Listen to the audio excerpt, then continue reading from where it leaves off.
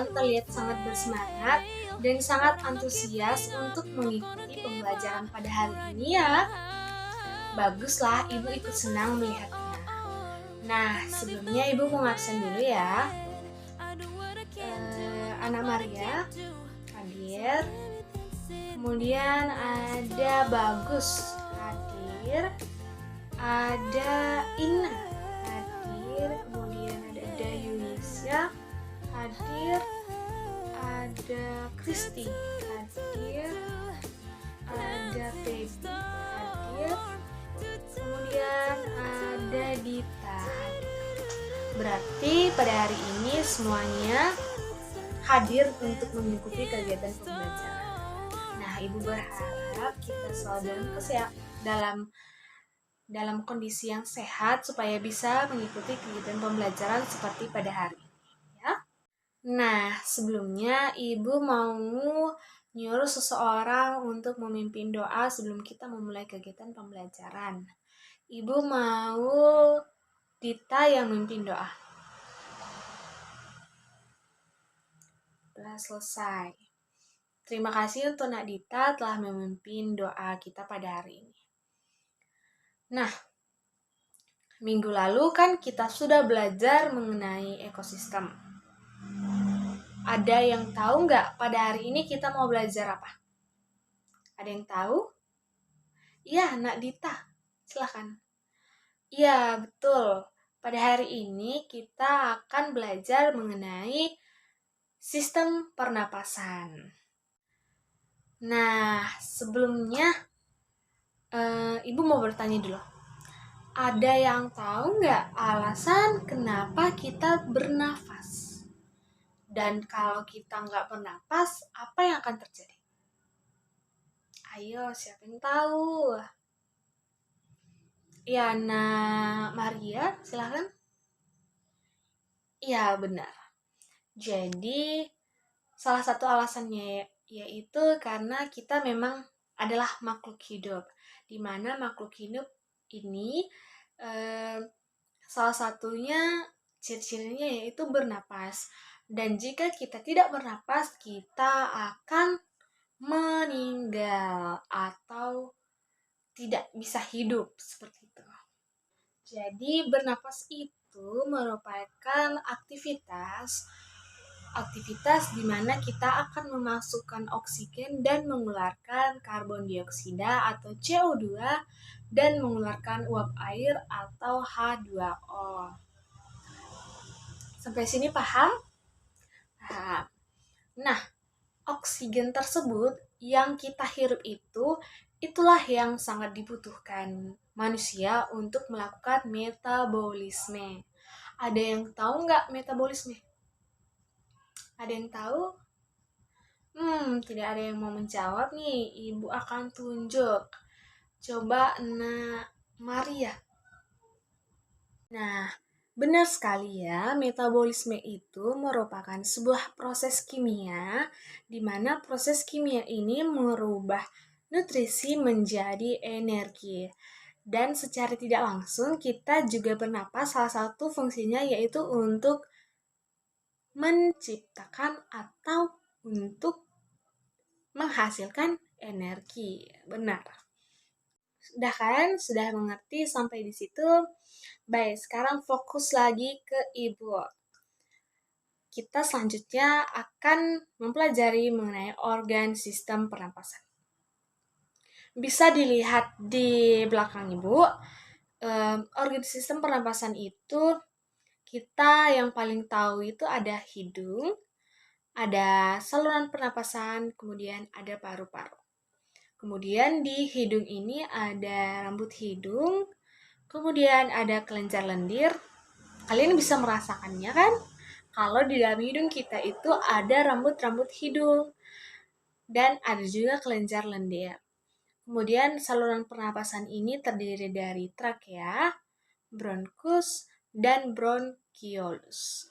Kemudian yang terakhir di paru-paru, di mana di paru-paru ini terdapat pleura dan alveolus. Kita akan membahas secara mendalam mengenai organ-organ pernapasan yang tadi Ibu sebutkan. Yang pertama itu ada hidung. Coba dipegang hidungnya. Ibu mau kalian semua pegang hidungnya. Nah, fungsi dari rambut hidung ini yaitu menyaring udara yang masuk ke dalam paru-paru.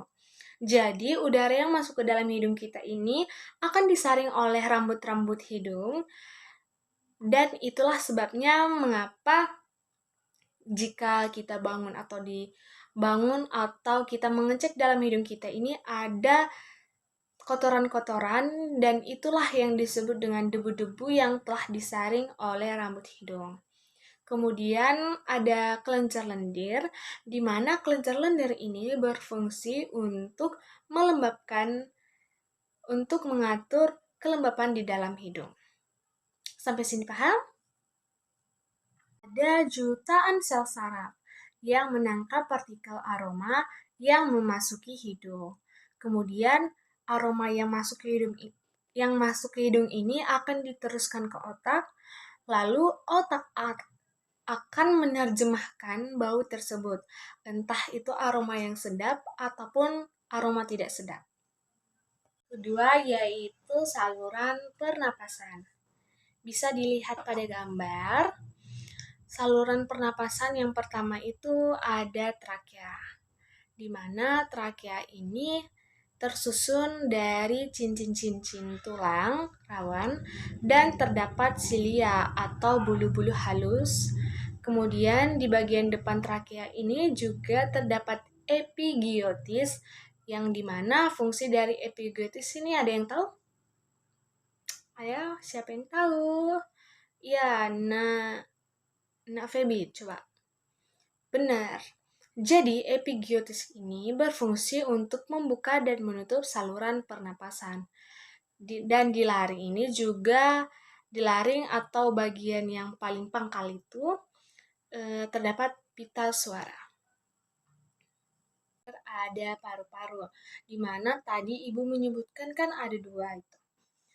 Di dalam paru-paru. Ada yang masih ingat tadi Ibu sebutkan apa? Benar. Ada pleura dan alveolus. Di mana ada yang tahu nggak apa itu pleura? Ada yang tahu nggak?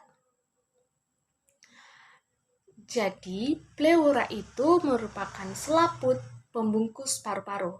Atau pleura ini adalah selaput yang melindungi paru-paru, benar. Dan kemudian di paru-paru ini ada alveolus, di mana alveolus ini merupakan tempat pertukaran oksigen dan karbon dioksida secara difusi. Kemudian paru-paru ini menyerap oksigen sebanyak 250 ml per menit dan mengeluarkan karbon dioksida sebanyak 200 ml per menit. Nah, jadi sampai sini ada yang belum paham? Coba angkat tangannya. Ada yang belum paham belum? Nah, kalau tidak ada yang angkat tangan, Ibu mau kalian mengerjakan tugas yang Ibu berikan. Nah, jadi pada tugas ini Ibu akan membagi kalian menjadi 4 kelompok, di mana setiap kelompok ini terdiri dari 2 orang. Jadi, Ibu akan memberikan soal kepada kalian dan ini akan Ibu kumpulkan di minggu depan untuk pertemuan selanjutnya. Jadi Ibu mau kalian semua sudah mengerjakannya dan mengumpulkannya di minggu depan. Jadi sampai sini mengerti? Ngerti. Baik, jadi sampai sini pembelajaran kita pada hari ini. Ibu ucapkan terima kasih dan sampai jumpa di pertemuan berikutnya.